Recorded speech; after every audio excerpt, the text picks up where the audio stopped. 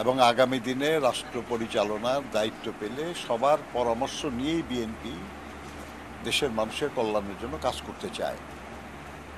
এই যে দীর্ঘ 16 বছরের লড়াই এবং 24 জুলাই আগস্টের গণঅভ্যুত্থান, এর মধ্যে দিয়ে আমাদের দাবির একটা অংশ পূরণ হয়েছে, বাংলাদেশ ফ্যাসিবাদ মুক্ত হয়েছে। কিন্তু আরেকটি যেটা মূল দাবি ছিল সেটা হলো দেশে গণতন্ত্র পুনঃপ্রতিষ্ঠা। সেই গণতন্ত্র পুনঃপ্রতিষ্ঠাটা এখনো অসম্পূর্ণ আছে। এর জন্য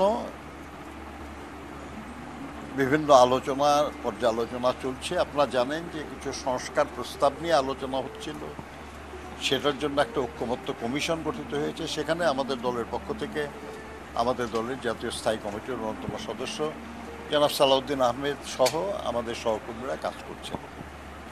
সেটাও একটা চূড়ান্ত পর্যায়ে। জুলাই সনদের ড্রাফট, সেখানে আমাদের মতামত আমরা দিয়েছি।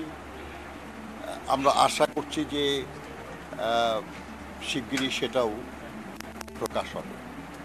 ফলে নির্বাচনের পথে কোনো বাধা আছে বলে আমরা মনে করি না। আমরা আশা করি যে খুব শিগগিরই সরকারের পক্ষ থেকে নির্বাচনের ব্যাপারে একটা দিক নির্দেশনা যাবে।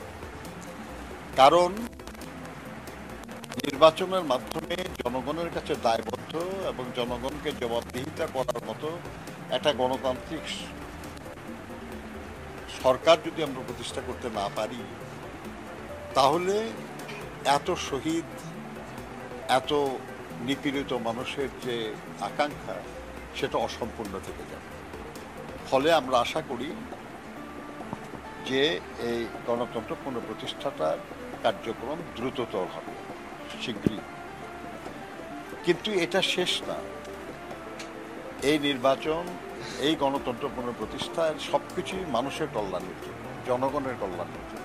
ফেব্রুয়ারিতে নির্বাচন হওয়ার পথে কোনো বাধা দেখছি না। যেহেতু কোনো বাধা দেখছি না, সেহেতু এটা নাও হতে পারে এরকম দুশ্চিন্তা করার তো কোনো কারণ নাই।